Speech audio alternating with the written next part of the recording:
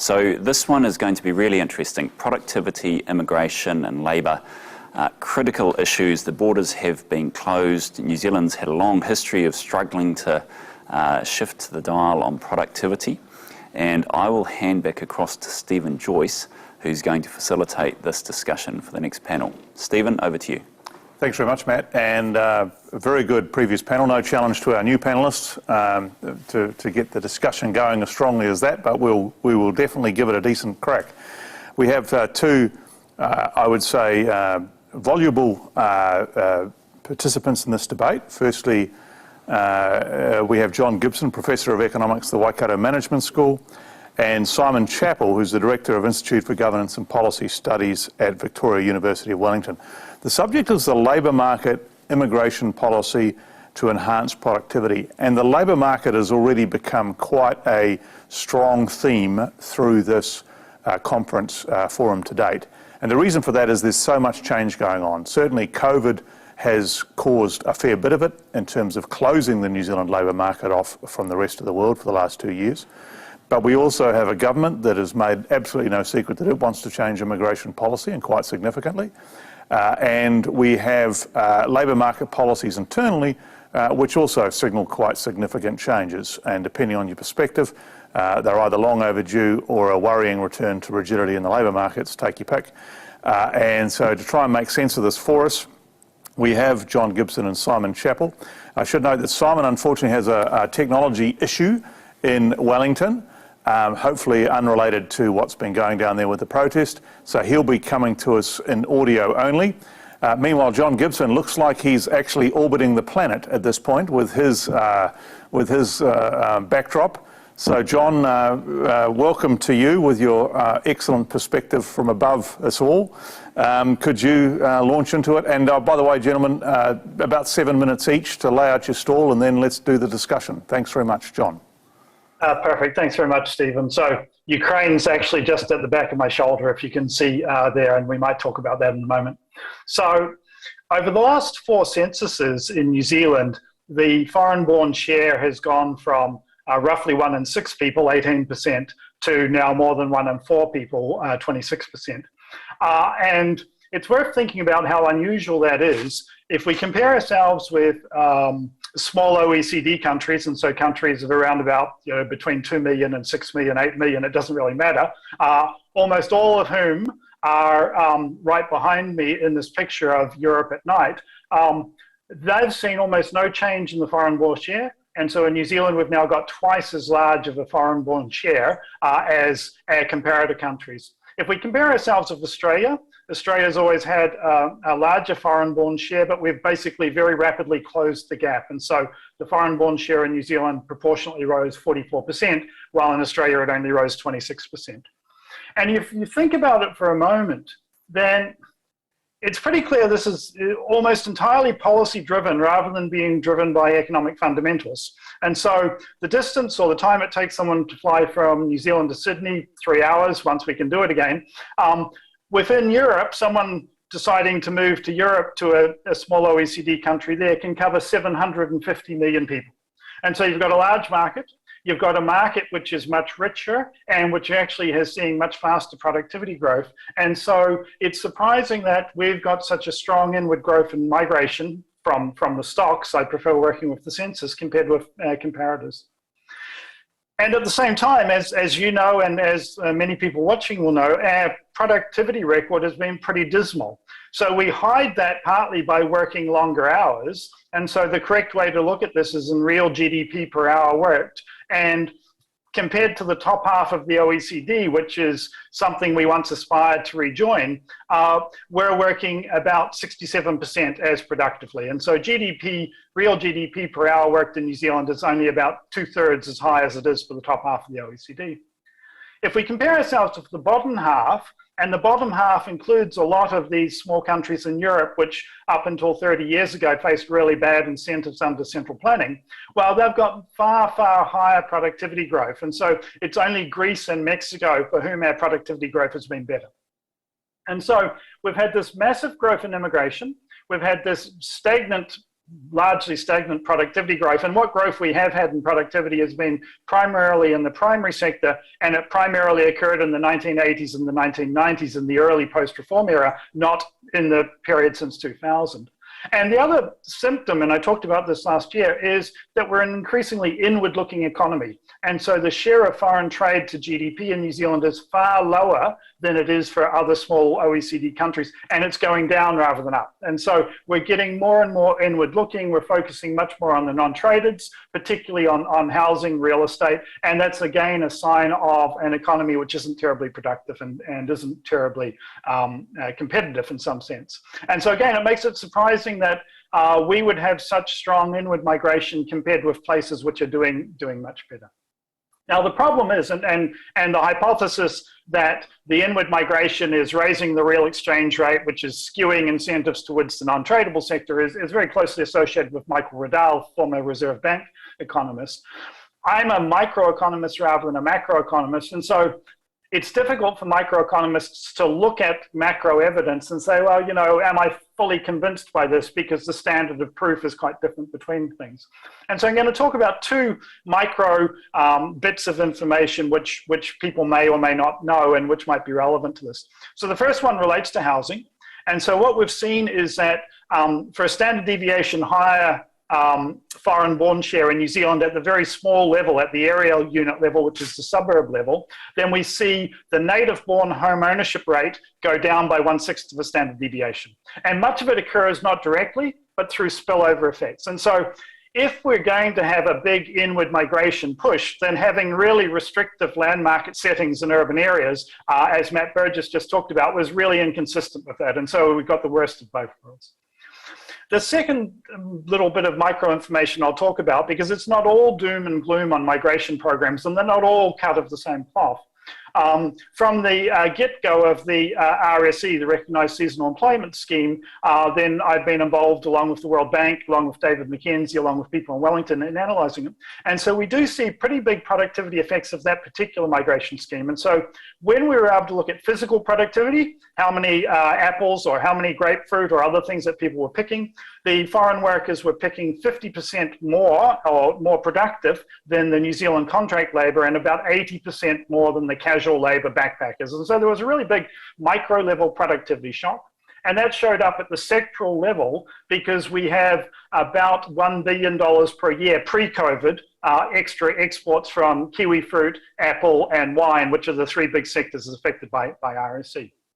And last year, or late 2020, there was a report by NZIER which fed into the Productivity Commission, which emphasized the idea of substitution. But actually, when we look at this particular example, then it's much more a story about complementarity, because most of the employers who had now a guaranteed source of labor from the RSE workers from Vanuatu, Tonga, and so forth, then expanded and actually were employing more New Zealand workers as well. And so it's a rather more complicated picture than we typically get. So, because you asked me to speculate or contemplate on the issue, is this a good time for us to keep the door shut? And I would argue that actually, despite the macro level productivity story, it's not necessarily a terribly good time to keep the door shut. And there's a kind of smugness, if I'm going to put it there, and last year Alan Bollard used the kind hermit kingdom. It might now be the smug hermit kingdom rather than kind hermit kingdom, where people in New Zealand assume that we can just turn the tap on or off because of course people want to come here. And it's not clear to me that that's true. It's not clear it was ever true, and it's certainly not clear that it's true currently. And so just even thinking about seasonal migration for the moment, when New Zealand first set this scheme up, Australia struggled to get theirs going, and Dick Bedford, emeritus professor here at the university, pointed out that once Australia got their scheme up and running, they would be a preferred destination for many Pacific Island workers. And indeed, that proved to be true, and the disruptions to COVID is going to make that even more so. But the big picture here is that starting 3 decades ago, the world economy basically absorbed a huge meal of opening up a new frontier of labor, which was 1 billion workers who were stuck previously behind the Iron Curtain and behind really bad incentives of central planning in China and Eastern Europe. And certainly with some disruption, it absorbed them, brought about this era of globalization, brought about a really big fall in absolute inequality across countries, but very disruptive within countries. And now it's looking for more labor. So it's no surprise that China is very, very active in Africa, and it's not just there for raw materials, it's there for youthful labor markets because it's run out of labor. The East Asia region of the Asia Development Bank is going to see the working age population fall by 200 million people between now and 2050. And so there's a huge competition for labor. It used to be just at the skilled level, but it's increasingly at the less skilled level as well. And it's just not at all clear that we're as well positioned as we think we are to just automatically turn on the tap and find that there's this willing supply. And so with that, I'll leave it for Simon to pick up. Great work. Thank you, John. And a lot there to digest. I've written down about 4 things I want to come back to, which we'll see if we manage in the time available. Simon, you've been listening to John there. It'd be interesting in your perspective at this point. Let's try and keep it to the 7. I think John almost got to 10 minutes, but try and keep it to the 7. And then we'll get time for some discussion at the end. Simon. Great. Thank you, Stephen, and thank you, John. I guess my starting point is to say that New Zealand has a long-run history of relatively poor productivity that probably dates back to the Second World War. And in the biggest picture, we've had 2 broad explanations for this. One is we've basically had poor government policy, be that spend, tax, regulate. The second explanation is the tyranny of distance argument that John has touched on in terms of the small economies in Europe and their distance from major markets. We also need to be aware that productivity here is not the be-all and end-all of well-being. It's important, but policy doesn't start or stop there. So if we're thinking of policy behind poor productivity, to what extent can we conceive of immigration as a policy solution? Economic theory says the simplest model of immigration says that there's a relatively small immediate gain from immigration. There is a big redistribution from the factor that's becoming less scarce to the scarce factor. But in the longer term, with constant returns, we're simply replicating production processes ad infinitum with immigration. So no gains in the long term. The minute you complexify it, the conclusion gets more complicated. But your best bet for a productivity impact from immigration is if people who come in bust up production functions. They come in with new ideas, new ways of doing things, and they innovate. The challenge, of course, is that we have great difficulty in identifying those people in the first instance, and in the second instance, ensuring that they come to New Zealand. In terms of the evidence we have, John's touched on some of the recent relationship between very high rates of immigration and a lack of a productivity response. And this is not really very surprising, because if we look at the income survey data from the Household Labour Force survey, we find that on average immigrants earn pretty much the same or slightly lower wages than New Zealanders as a whole. So that suggests on average they're about as productive as the average New Zealander. We're not going to get a big immigration gain there. All the evidence suggests if you're going to run an immigration policy, you want to get people who are not like the average. You either want people at the bottom end of the labour market who are very different from the average, or the top end of the labour market. Obviously, they have very different implications for inequality. Now, the further issue, sorry, is if we don't have access to the sorts of scale economies that Europe has because we don't have the population, can we get there through a big New Zealand strategy? Well, if we had 3 times our population, we had 15 million people, we would still be 15 million people miles from anywhere. So the short answer is no. It's highly unlikely that big New Zealand is going to overcome the tyranny of distance. In terms of a couple of the issues raised by John, in terms of census data, we need to be aware that in addition to more people coming over the border as citizens or as residents, we've had enormous growth in people coming to New Zealand temporarily with a right to work. And in fact, the growth here has in some cases been larger. Working holiday visas have exploded. Students who have the right to work in New Zealand, those numbers have exploded. In some ways, it almost seems like we're selling the right to work in New Zealand rather than the right to study. So numbers have been very large. In terms of what's happened through the COVID lockdown, which is a really interesting experiment, we observe ourselves with a rate of unemployment that it's historically at its lowest level since we first started collecting the data in 1986. Correlation, of course, is not causation. And the Reserve Bank indeed has argued that the structural unemployment rate has risen as a consequence of no longer being able to use migrants to fill skill shortages. Now, if that was the case, we would anticipate in the current environment seeing a lot more wage pressure if structural unemployment's gone up. But we've got wage inflation at the moment, massively lagging consumer price inflation in a very low unemployment environment. So it's not a plausible story.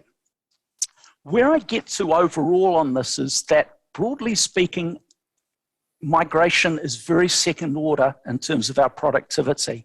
Yes, we do need people, and I would argue we need people who are at the high-skilled end of the distribution. We probably could do with fewer people than we've had in recent times. The issue here is, in terms of productivity, do we buy the smarts from overseas or do we build it in New Zealand? And I think historically we have seen buying the smarts as a reason for not doing building well in this country. We need to focus much more on building the skill sets of people in New Zealand and doing that effectively rather than trying, in effect, the last vestige of central planning in New Zealand is picking winners in terms of immigrants. We've tried it. It hasn't worked particularly well. We need to focus on the real things, building people. Thanks, Stephen. Thanks, John. Thank you, Simon. Great start, everybody. Just want to pick up on one thing, because it's happened already today. Somebody else has said that we're not seeing any wage inflation yet. Isn't it possible that we're just not measuring it yet? Certainly anecdotally, and maybe it's just in the industries I walk in, but wage inflation is about to hit us fairly hard, I think, going on the construction sector, going on the professional services sector, the farming sector. You know, we're starting to rack it up. So maybe it's just not showing in the numbers yet. Would you say that potentially? I'm uncertain about that. I think you can tell a plausible story along those lines. Every time new wage data comes out, though, I'm struggling to see it in the data. So one story is the sort of the long and variable lag story, which the Reserve Bank is running with, and it's possibly true. A second story is that, and this is one I've recently started running, is the new Public Sector Act effectively gives massive monopoly power to the Public Sector Commission and is therefore very effective in screwing down public servants' wages, which effectively are frozen. And this has spilled over into the private sector, since the private sector don't need to compete with the public sector. And so, in fact, the Public Sector Act has been very good in terms of lowering the rate of unemployment at which we can comfortably operate. So that's one possible story there. But I mean, I guess, Stephen, the proof of the pudding there is going to be in the eating over the next year to 18 months, whether that wage pressure genuinely starts coming through, and the Reserve Bank have indicated in their position. Okay, well, let's leave that there at the moment, because I don't think we can answer it. We could trade anecdote for anecdote, I'm sure, for some time. Gentlemen, what does good look like? I mean, how real is this isolation argument? Because I've been grappling with it, you know, in the time that I was in government, and there's no doubt about it, this country is a long way from markets. Some would say that our high levels of productivity historically post-World War II and leading up to Britain joining the EEC was really because we were located right next door to the UK. We were Britain's farm, and there was effectively, as soon as they joined the EEC, we were shunted off to the South Pacific in geographical terms, and haven't been back since. Is it realistic even? What are the tools that we can pull to defeat this, geographic isolation? I mean, or is it a case of we are where we are? John first. Yeah. So. it's true that certain costs have fallen dramatically for spatially transacting, what we're doing at the moment, right? So we've got some people in Wellington and so forth. But the paradoxical argument is that because of that, then what we demand becomes ever more complex. And so many of the things which require actual face-to-face have put more of a premium. And so rather than being the case that, you know, the Thomas Friedman, the world has become flat, the argument is very much that actually the world became more and more curved, and location became much more important. And of course, we were in the wrong place. You raise the point, you know, what levers can policymakers pull? So a few years ago, David McKenzie, who's a New Zealander at the World Bank, and I surveyed the best and brightest from New Zealand and a few other countries. And so these are people that all central planners in immigration would love to have as inward immigrants. You know, they were math Olympians, chemistry Olympians, duxers of good schools, and so on and so forth. And by age 40 for the New Zealanders, it's about a three-way split. So a third of them are overseas and are pretty much going to stay overseas, and that included David. About a third of them have been overseas but have come back, and about a third of them have never been overseas for long-term work or study. So they've stayed in New Zealand throughout. And the people who came back, which are really the target market for some of these questions, leave a lot of money on the table. And so they could be earning around about $100,000 per year more overseas than they earn in New Zealand. And so we asked them, you know, what was it that attracted you back? And none of it was things that you in your former role or your successors could do anything about, because it was a chance to have the growing up experience that they experienced, connecting with family and so forth. Now, what's happened for 2 years is all of those things, if they're overseas, have really been unavailable to them. And indeed, again, this sort of smugness almost of saying, well, you deserved it because you went overseas, you betrayed us. And so, you know, this is the basis of the grounded Kiwis case and so forth. There's really very little that policymakers can do to attract and alter these flows. And so I think we've just got to be a lot more realistic about how undesirable in some ways we are. And obviously people are going to say, oh, look at that guy, he's just talking us down. But it's just the reality of where we are compared with where the rest of the world has moved. Okay. Now, what about you, Simon, on the issue of how real is this isolationism, and what policy levers can be pulled to counter, not isolationism, sorry, isolation? Yeah, I mean, really interesting. I've got kids who are in their mid to late teens, and obviously as a parent, I'd love to have them still in New Zealand. They perceive massive opportunities overseas compared to New Zealand, which of course I did too, and I took advantage of those opportunities. But there's another push factor, and it harks back to the previous session. My kids are utterly convinced that they will never be able to afford a house in this country, and the only way that they will be able to afford to own a house will be going abroad. And these are a 16-year-old and an 18-year-old. So, you know, even as simple things as getting the housing market right are really important. Now, I'd like to chuck in an anecdote that in some respects beefs up John's one. I worked for a portion of my academic career on the Dunedin Child Longitudinal Study, and it tracks all the children born in a cohort of about 1,000 kids wherever they go around the world. And we thought that these people would go overseas in their 20s and then they would bounce back in their late 20s. Well, that didn't happen. They stayed overseas. The interesting thing, however, is they got older, they relocated, and they relocated from the Northern Hemisphere to the Southern Hemisphere. So you might be working in London and New York, but you don't come back to Auckland or Wellington or Dunedin. You come back to a major Australian city. And so the other reason that people go overseas is for the amenity value of lots of other concentrated numbers of people around. There are the arts, there's listening to interesting people talk, there is the whole big city vibe. Auckland is an overgrown, medium-sized city.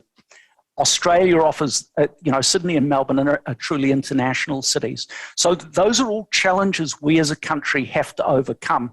I think John's right. The principal attraction is to get New Zealanders back is, the chance to grow up in, this society and this culture.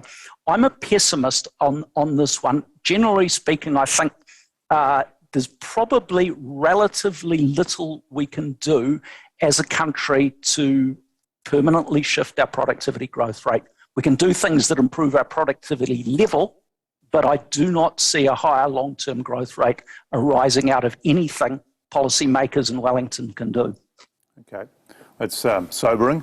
I would note too that, of course, Auckland, the city that I live in, often thinks of itself as pretty big, but it's the 5th largest city in Australasia and doesn't like to be reminded of that, because you're making an exactly right point. I've got a brother who's just returned to Sydney, and so many people do exactly that.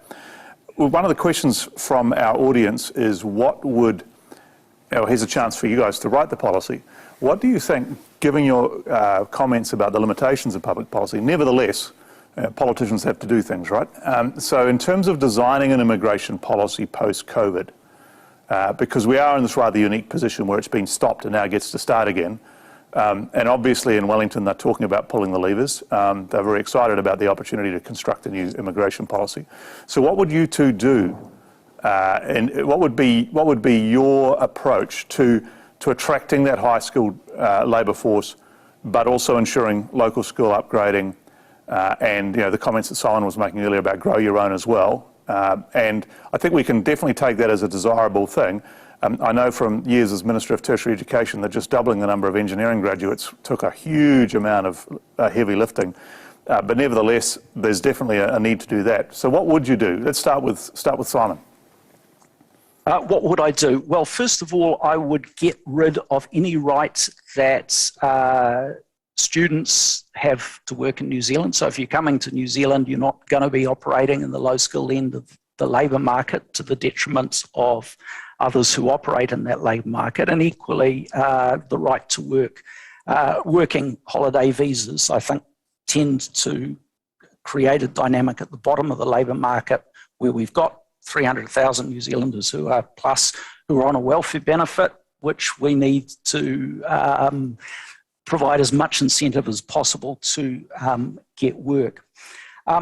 We need to think about why it is that we get so many migrants in the middle of the income distribution. And we need to think much harder about exactly who do we want to buy in, what are the set of skills in New Zealand where it is not worth our while spending money educating people. And I'd like to finish, Stephen, by picking up on your politicians have to do things. Well, no, they don't have to do things. Doing nothing is always an option. So again, there are limitations here about what politicians can actually do. And sometimes it's worth not pulling on a lever because, in effect, the negatives overwhelm the positives of punting a ball into the dark. We've punted a lot of balls into the dark in New Zealand in the last 30 years in search of the chimera which will unlock the treasure trove of productivity, and we've been incredibly unsuccessful in unlocking that. So maybe there isn't that treasure trove out there. I was being slightly mischievous in that comment, but nevertheless, it's interesting because I think your comments there sounded quite central planning in terms of who we should train and in what areas. I mean, isn't that the difficulty here?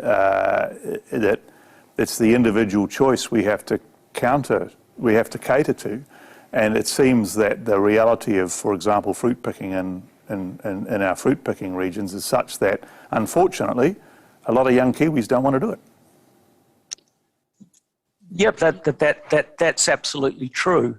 They don't. And so the question arises, is it better that we reallocate the resources that are currently in the fruit industry and put them elsewhere where there may be longer term options for productivity? I think there's very much a mentality amongst New Zealand employers, which has only grown in the last decade or so, that they have a right to what Arthur Lewis called unlimited supplies of labour at the going real wage. And what that does is encourages a employer mindset and a strategy that focuses on replication as opposed to innovation. Because there's no induced innovation by saying, oh my God, it's costing me a lot more to hire workers. What are new, smart and different ways of doing things? as opposed to I've got a business model that works, and if it stops working, I'll knock on the government's door and they'll let more workers in. Right, let John respond to that. Thank you, Simon, and also those questions I asked Simon as well, John. So you've got your magic wand. What would you do? Thanks. So I think the first thing that needs to be done is to raise the standard of what counts as evaluation in Wellington, but more generally, right? So we've got some migration programs, which I think we can make a plausible argument for, that they enhance our comparative advantage. They're sensible things to do. They don't necessarily put terribly large strain on resources in central cities, and I'm thinking particularly of the RSE. But what's required to evaluate and make that claim is far beyond what typically passes for evaluation. We think of, Provincial Growth Fund or all sorts of things, and it's frankly terrible, right? So the Nobel Prize in Economics in 2021 and in 2019 both went to what we would call better ways of working out, did X cause Y? Well, so much of what politicians want to do is, first of all, they want to play with the X's, as you and Simon have pointed out, but they would like some evidence that, well, did X actually cause Y? Okay, and what counts as evidence in New Zealand has often been pretty weak. And so we need to first raise the standard of that. Now, of course, an academic would say that because we think that's going to be more work for us. But once we've done that, then we can say, okay, let's go through all of these various types of migration. Let's go through student migration. Let's go through family reunification migration. Let's go through lower skilled seasonal work. Let's go through top talent. Which one of these seem to be ones which are actually having an impact and which ones don't? That would be the basis of building. And unfortunately, we've got into an equilibrium where we really are almost evaluation free. Where major changes are done, and there's some not terribly rigorous ex post. Well, it looks like it improved well-being. Well, I'm not convinced. So yeah. Okay. Can I respond very briefly to that, Stephen, and go and say that I 100% agree with what John's said. The quality of our feedback loops in this country is incredibly poor. And that's actually become a theme through the day. We were discussing this in the business session earlier, same sort of discussion about the quality of, in that case, the quality of implementation, which I think also comes to real question. Look, thank you very much for your time. We're out of time. I know we've only just scratched the surface, but you've certainly stimulated some discussion. I hope some of my former colleagues in Wellington get a chance to see this session, perhaps over the weekend. But thank you both very, very much indeed. And thank you, Simon, for persevering despite the technology challenges. And we'll catch up with you both again soon.